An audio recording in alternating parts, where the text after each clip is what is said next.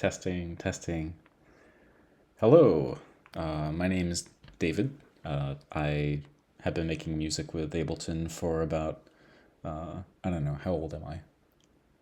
Since 2013, that's 12 years. I'm mostly self-taught, except for this one like certificate from Berkeley that I don't really think means anything to me.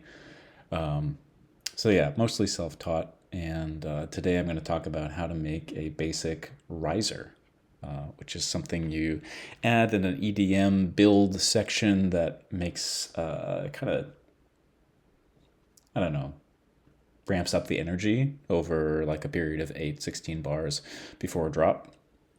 And I've been working on a track here. I noticed in the build section it didn't have a riser, and I thought maybe that would amp it up a little bit. So I'm just going to play it and then tell you how to make a riser.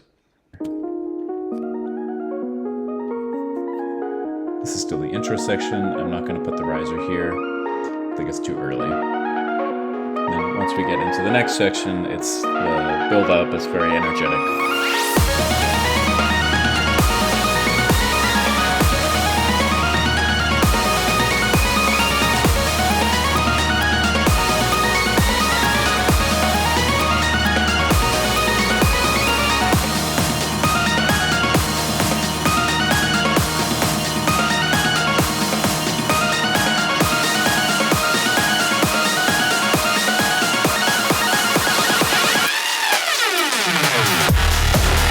Okay, so that's the build section that I want to make even more crazy, even though it's pretty crazy already, and for educational purposes, teach you how to make a riser.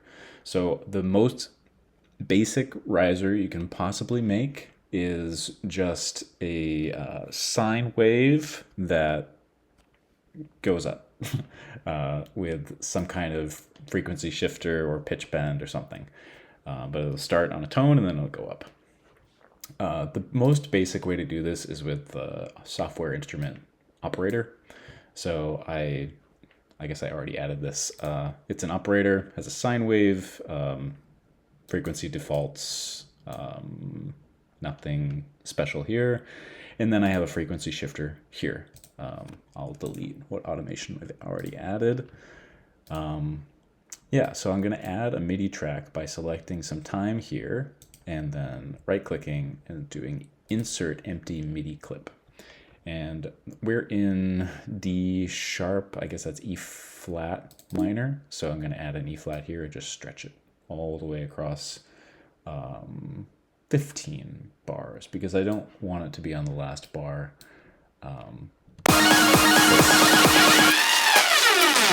We have that one bar where it's like right before the drop and we want to draw attention to that. So I'm going to have it stretch across 15 bars. It's just a tone. What does it sound like right now?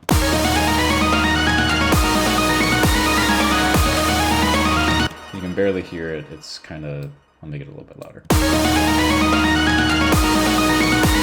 Yeah. Maybe if that's how your artistic genius directs you, you can leave it that way. But I want it to go up. So to do that, the most basic thing you can do is use a frequency shifter. It's called Shifter in, what am I using? Ableton Live. I don't know what version this is, 12. It's just called a Shifter. You know, the versions, I think it's called a frequency shifter, but it's the same tool. I switched from pitch to frequency on the mode here on the right, and then I add an automation on the coarse frequency setting. And I'm just going to have it go up, maybe 3.5 kilohertz.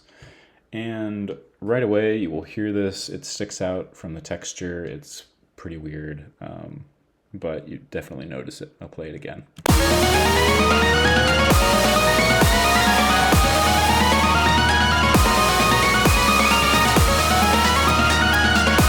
It gets pretty high.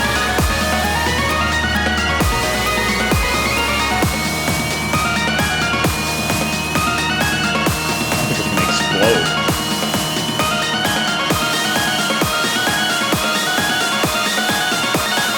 Yeah, so that's very basic, and it might actually be too drawn out, in my opinion. So I'm just going to shorten it. I'm going to make this, I'm just going to drag this here and make it, what is it, 7 bars now. I'm going to do Command J to consolidate this MIDI clip, and then go into the MIDI clip and make sure that I have adjusted the length of this note here so that it starts right here. So I'm also going to adjust my automation so that it starts on the bar that we are now starting on, which is bar 26. And now if I play the intro, the first part of the build, there is no riser. But now if we get to the like super powered, mega awesome build section, we have the riser, and it goes up faster now because there's less time for the riser to complete the automation.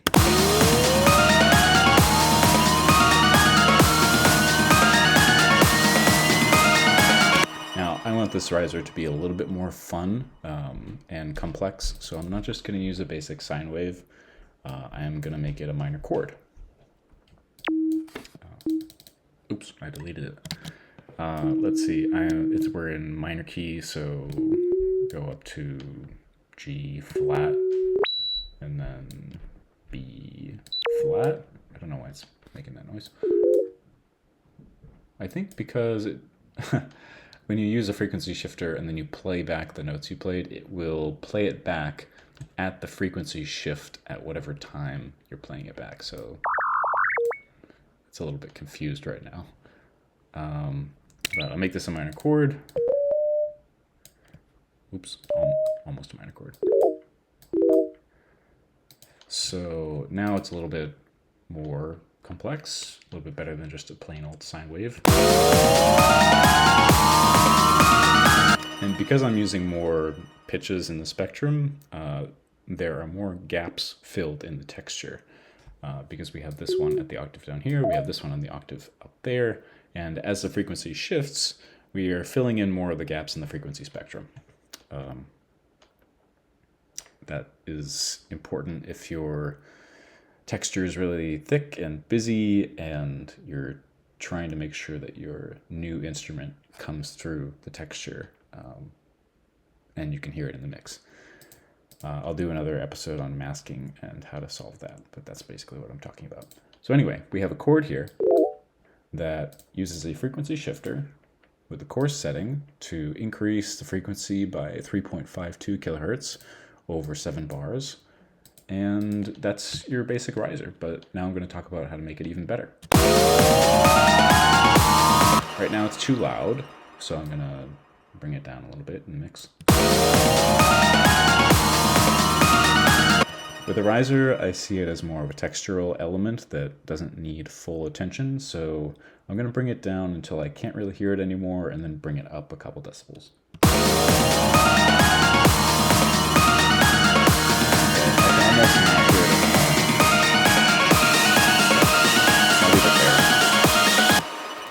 So what else can we do to make this riser more interesting? We can add some vibrato with an LFO. So on the operator instrument, there's this built-in LFO, low frequency oscillator. I think that's what it stands for. And we can adjust the rate and the amount. So start at 0 and give it kind of like a 105. This isn't the real frequency, 104. It's just a number. But you can hear what the frequency is. I'll solo the track so we can hear more clearly. Yeah, so now we're like wiggling a little bit, and it makes it sound a little bit more crazy. It sounds like the frequency of the LFO actually increases with as the pitch goes up. But I'm not sure if that's. I'm just hearing that. If we decrease the frequency, it sounds like this, more wobbly, and then more of a like vocal vibrato. So I'm gonna leave it around there, and I like a chorus effect. I just do. So I'm going to add that before the frequency shifter. What does that sound like? Okay, that's interesting.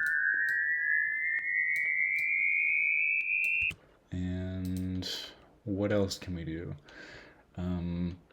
There's this one effect I like. It's a delay that uses the Haas effect to slightly delay the signal, an imperceptible amount on the left and right channel, like maybe 25 milliseconds.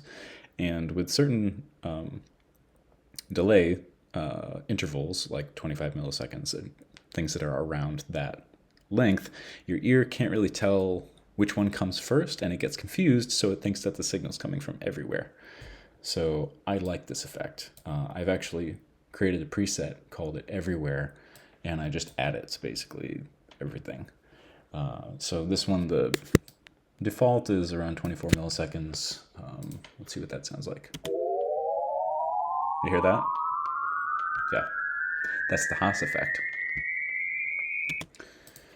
Okay, what else do I want this riser to sound like? I mean, it sounds okay right now. Let's listen to it from the start of from like the middle of the intersection past the early build section, and then the rest of the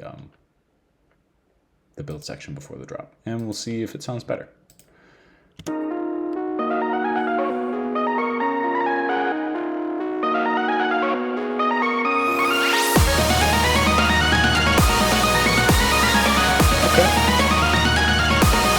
Yet. We're still getting there. I'm not ready to go completely insane. Okay, here's the riser.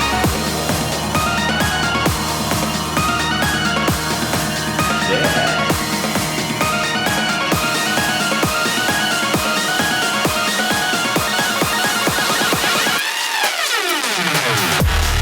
Okay. Yeah, so that's how you make a riser. For this one, we started with a basic sine wave and then added some pitches above that to make it a more interesting chord, added a chorus effect and a delay. But the most important thing we did was add a shifter to shift the frequency. And if you want the riser to be faster or go a little higher, you can adjust the frequency up higher. What does this sound like? Yeah, so now it's just like flying into the stratosphere. I don't really want it to go that high because after it gets a bit high, it actually hurts my ears. So let's just keep it around there. Yeah, so that's how you make a basic riser with a frequency shifter, operator, basic software instrument, and you can use that on any EDM build to make it more awesome. Thank you for watching my first ever educational Ableton live demo. I don't make videos like this ever, so obviously the quality is very low. But you know, maybe I'll get like a fancy camera someday and like a better setup that's like not literally in my kitchen. Thanks for watching, and stay tuned for potentially more videos if I make more. I don't know what's gonna happen. Bye. Oh, like and subscribe, I think.